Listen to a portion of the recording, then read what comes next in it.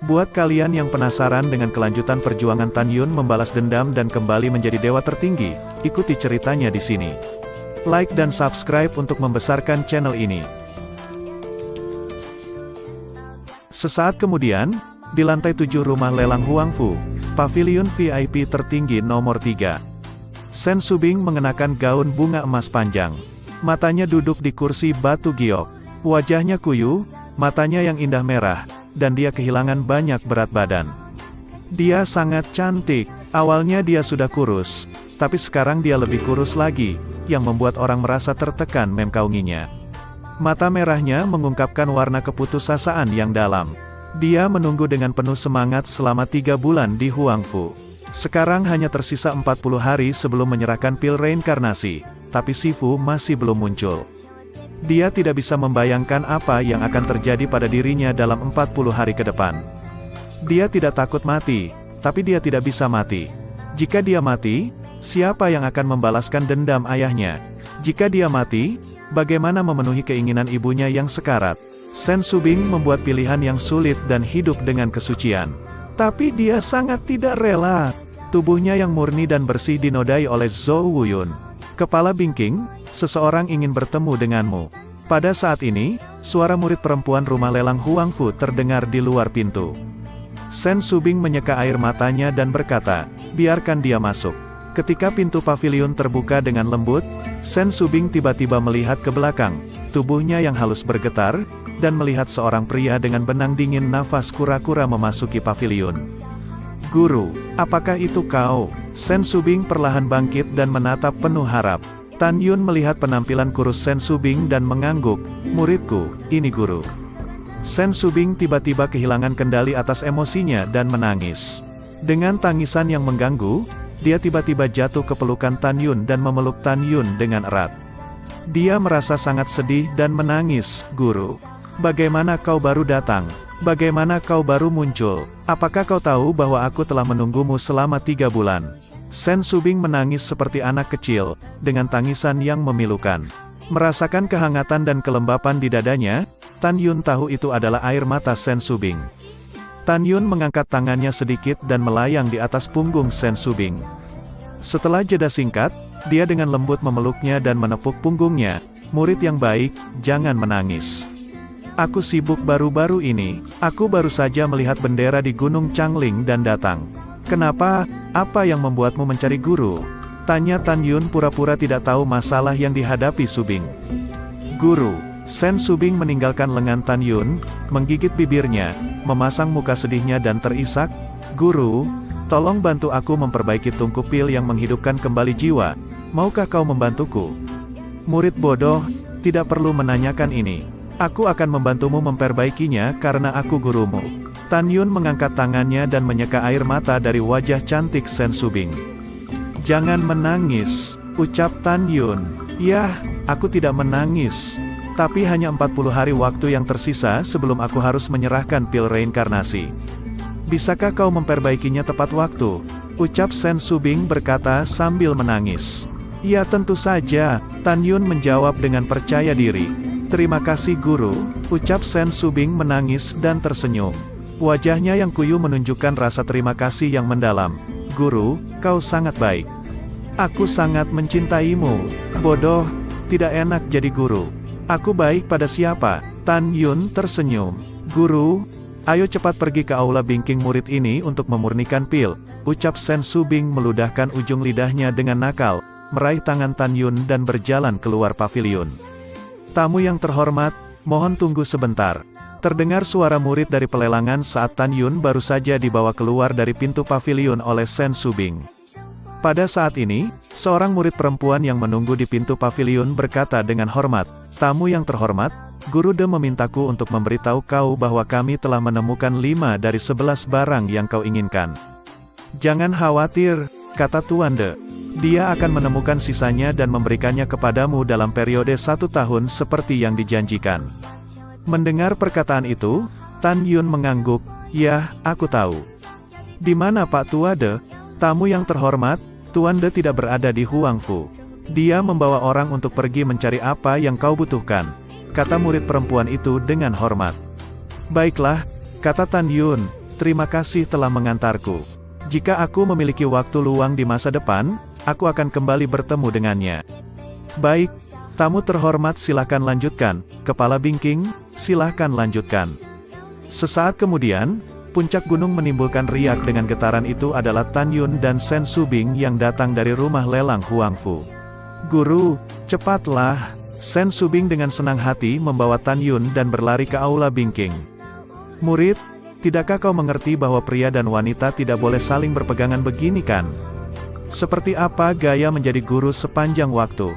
Suara Tan Yun datang dari cadar dingin kura-kura yang menutupi wajahnya. Guru, aku dapat melihat dari pertama kali aku berbicara dengan kau bahwa kau bukan tipe guru yang kuno. Sen Subing tersenyum seperti bunga setelah melepaskan tangan Tan Yun. Selain itu, di hatiku, kau adalah guru yang baik yang mencintaiku sama seperti kakek. Kau sudah sangat tua sehingga kau tidak bisa menikah denganku, kan? Sen Subing tertawa saat dia bercanda. Setelah itu dia bertanya, Guru, apakah kau ingin memurnikan pil di aula atau di tempat lain? Di aula, aku tidak ingin diganggu oleh orang lain kecuali kau. Kau bisa menonton saat aku memurnikan pil, kata Tan Yun.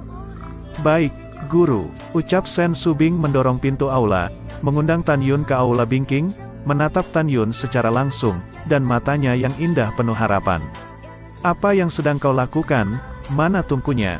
Tan Yun mengerutkan kening. Ah, Sifu, tungku murid hanyalah alat permunian kelas bawah. Apakah kau yakin ingin menggunakannya? Sen Subing berkata, muridnya masih ingin Sifu membantu memurnikan pil kebangkitan jiwa dengan versi terbaik. Bahkan kelas atas pun tidak masalah. Kepala Tang sangat baik kepada para muridnya. Dia membutuhkan pil kebangkitan jiwa untuk dapat terus hidup. Dengarkan apa yang kumaksud. Jadi menurutmu tungku kelas rendah tidak dapat memperbaiki pil kelas atas? Tanya Tan Yun. Sen Subing tercengang dan tidak memikirkannya. Guru, bukankah memang seperti itu? Tentu saja tidak. Tan Yun mengerutkan kening. Siapa yang mengajarimu pola pikir tentang alkimia seperti ini? Ucap Tan Yun. Ayahku yang mengajariku. Ketika Sen Subing menyebut ayahnya, senyumnya mengeras di wajahnya, matanya menunjukkan sentuhan kesedihan, dan matanya yang indah dipenuhi air mata. Mendengar perkataan itu, Tan Yun tidak bisa lagi mengkritik ayahnya. Dia berkata, murid, selama kau memiliki pencapaian yang mendalam, kau dapat mematahkan kebiasaan-kebiasaan baku. Bahkan jika kau memiliki tungku berkualitas rendah, kau masih dapat memperbaiki pil terbaik. Kau sudah mengingat ini? Ya, aku akan ingat. Sen Subing menyeka air mata di matanya. Apa masalahnya, ketika berbicara tentang ayahmu? Mengapa kau menangis? Tanya Tan Yun. Sen Subing tiba-tiba berlutut dan menundukkan kepalanya. Guru, aku bisa menebak bahwa kau adalah guru tua dari sekte suci ini. Posisi kau seharusnya lebih tinggi dari kepala divisi gerbang suci. Aku punya sesuatu untuk meminta kau bersikap adil. Bangun dan katakanlah. Tan Yun membungkuk dan membantu Sen Subing berdiri. Sen Subing tampak sedih dan berkata, Guru, tahukah kau bahwa 80 tahun yang lalu, Sen Tianqi, kepala divisi pil gerbang suci pada waktu itu? Tan Yun berkata pelan, saya telah menjadi guru selama bertahun-tahun dan belum pernah mendengar tentang orang ini. Sifu, Sen Subing menatap Tan Yun dengan penuh kasih. Kau adalah orang yang bisa dipercaya, kan? Tentu saja, jawab Tan Yun membenarkan. Sen Subing ragu-ragu dan berkata, Guru, Sen Tianqi adalah ayahku. Ayahku dulu adalah kepala divisi pil gerbang suci. Tidak ada yang bisa menandingi keterampilan alkemisnya di divisi pil. Tapi ayahku dijebak oleh Gong Sun Yang Chun, mantan penatua kedua dari divisi pil gerbang suci, sehingga basis kultivasinya dihilangkan oleh patriark saat ini. Dia dikeluarkan secara tidak adil dari sekte suci Huangfu. Dan Gong Sun Yang Chun menempati kepala divisi pil gerbang suci. Mendengar perkataan itu, Tan Yun berkata dengan marah, bagaimana ini bisa terjadi? Murid, ini adalah balas dendam yang kau katakan ketika kau bersujud pada gurumu. Ya, Guru, kata Sen Subing jujur. Tan Yun berkata, Subing, bukan karena aku gurumu. Sekarang aku sudah berkultivasi laten. Meskipun aku tidak dapat mengatasi keluhanmu tentang ayahmu, aku akan membantumu membalas dendam. Kau harus ingat bahwa ketika kau cukup kuat, pada akhirnya semua musuh dapat kau kalahkan, asalkan kau menjadi kuat dulu. Sen Subing mengangguk dalam, murid ini akan ingat ajaran guru. "Yah, aku akan membantumu menyempurnakan pil dulu, lalu aku akan mengajarimu sebuah keterampilan. Selama kau berlatih keras, kau akan bertambah kuat," kata Tan Yun. "Terima kasih banyak guru." Tubuh halus Sen Subing bergetar dan bersemangat. "Nah, siapkan tungku dan bahannya," perintah Tan Yun. "Ini guru." Cincin di jari giok ramping Sen Subing menyala. Segera, sebotol salju putih bersih dan tungku pemurnian obat muncul di depan Tan Yun. "Guru, tolong tunggu di sini. Saya akan pergi ke Gunung Changling dan mengambil obat mujarab untuk menyempurnakan pil yang menghidupkan kembali jiwa sesuai dengan pil yang kau berikan kepada aku," kata Sen Subing. Setelah itu dia keluar dengan bahagia seperti bocah 20-an tahun keluar dari aula Bingking.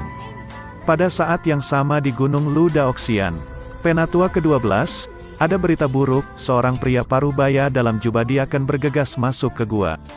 "Diaken Feng, mengapa kau begitu ketakutan?" tanya Luwu, yang duduk bersila di sofa batu, mengerutkan kening dan membuka matanya. "Penatua ke-12, bawahan aku baru saja memeriksa lampu jiwa di aula dan menemukan. Lampu kehidupan Diaken Jiang itu telah padam," kata Feng Xi dengan wajah terkejut. "Apa yang kau katakan?" teria Luwu dengan wajah sangat berubah. Dia muncul di depan Feng Kai dari sofanya. Dia menarik kerahnya dan meraung, "Apakah kau yakin?" "Penatua ke-12, hentikan amarahmu. Hentikan amarahmu," ucap Feng Xi menatap Luwu dengan wajah garang dan berkata dengan gemetar, "Tidak berani bawahan ini berbohong padamu. Diaken Jiang benar-benar mati. Aku juga marah. Aku juga marah." Luwu gemetar seluruh, matanya memuntahkan api, melonggarkan segel dan meraung, "Keluar. Aku akan keluar dari sini. Aku akan keluar dari sini," ucap Feng Xi gemetar dan lari ke puncak gunung. Dia ketakutan dan berkata, "Di bawah Penatua ke-12, hanya ada 3 Diaken, Duan Zhen dan Jiang Xia. Sekarang mereka semua sudah mati. Akankah aku yang berikutnya?" Dengan pikiran panik, Feng mengemudikan dan mengendalikan pedang terbang itu.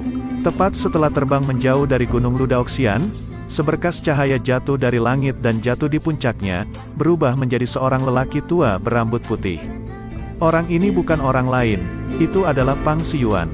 Di dalam gua, Luwu, yang sedang marah, mendengar langkah kaki di luar gua dan meraung tanpa melihat ke belakang, "Aku menyuruhmu pergi." "Apakah kau tuli, kakak Lu? Ini aku," ucap Pang Xiyuan. Luwu melihat ke belakang, menatap yang datang, menarik napas dalam-dalam, meminta maaf dan berkata, "Kakak ketiga ternyata. Mohon maafkan karena aku menyinggungmu." "Itu tidak mungkin," ucap Pang Xiyuan dengan menangkupkan tangannya setelah dia memasuki gua. Dia melambaikan tangan kanannya dan mengatur penghalang insulasi suara. Pang Xiyuan tercengang dengan kalimat pertama yang dia katakan. "Kakak Lu, Tan Yun lah yang membunuh Jiang Xia." Pang Xiyuan mengkonfirmasi. "Tan Yun," ucap Luwu dengan berbalik. "Bagaimana kau tahu? Selain itu, Tan Yun hanyalah rana jiwa janin ke-7. Bagaimana dia bisa membunuh Jiang Xia yang ada di alam pemurnian jiwa kelima?" Mata Pang Xiyuan menunjukkan cahaya yang ganas dan berkata, "Sejujurnya, Tan Yun telah dipromosikan ke tingkat ke-8 jiwa janin hari ini. Dia menghancurkan muridku Sun Abe dan memanggilku langsung dengan namaku di arena seni bela diri. Ketika dia mempermalukan aku di depan umum, aku melihat seseorang mengintip di lautan awan. Jadi aku berpura-pura pergi dan ingin menunggu sampai Tan Yun meninggalkan arena bela diri untuk melihat siapa yang mengintip. Kemudian, ketika aku mengikuti Tan Yun dari kejauhan di lautan awan, aku menemukan orang yang mengintip tadi yang sedang ingin membunuh Tan Yun diam-diam.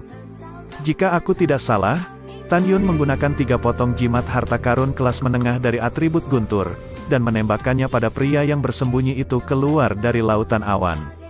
Pada saat itu, aku menemukan bahwa itu adalah Jiang Xia, bawahan saudara Lu.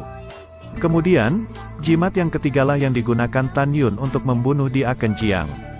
Saya ingin menyerang Tan Yun, tetapi aku khawatir dia masih memiliki jimat harta karun di tangannya.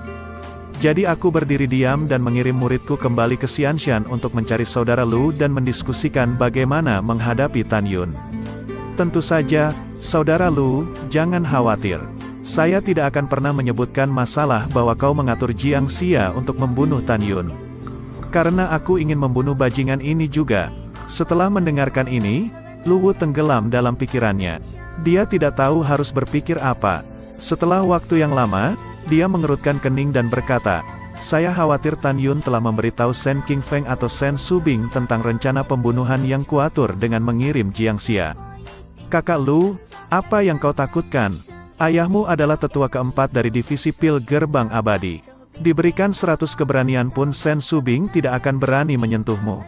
Pang Siyuan berkata, "Yin, selain itu, guru ayahmu, yang merupakan kepala dari divisi pil gerbang suci, bertanggung jawab atas seluruh divisi pil di gerbang dalam, gerbang abadi dan gerbang suci. Sen Subing bukan orang bodoh. Kau memiliki hubungan ini. Dia tidak berani menyentuhmu," ucap Pang Siyuan menjelaskan kekuatan yang membackup Luwu.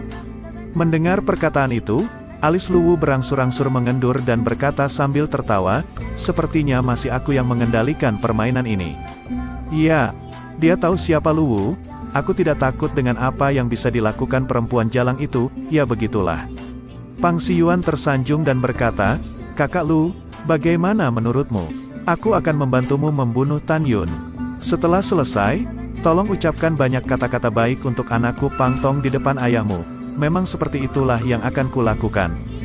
Selama kau membunuh Tan Yun, aku akan membiarkan ayahku menerima Pang Tong sebagai muridnya sendiri." Luwu berjanji dan berkata sambil tersenyum, "Datang dan minumlah dulu saudara Pang." 1 jam kemudian, pedang terbang Sen Subing mendarat di luar aula Bingking. Dia turun dari pedang dan berjalan perlahan ke dalam aula sambil tersenyum.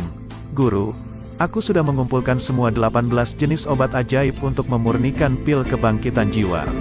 Saya sudah menyiapkan 3 salinan lagi masing-masing." Sen Subing datang ke Tan Yun. Cincin dewa di antara jari-jari gioknya berkedip. 18 peralatan dengan obat ajaib muncul dari udara tipis di kaki Tan Yun. "Oke, sampai di sini dulu ceritanya, lanjut ke part selanjutnya." Admin mengucapkan terima kasih yang sebesar-besarnya, semoga rezeki kalian dilancarkan juga.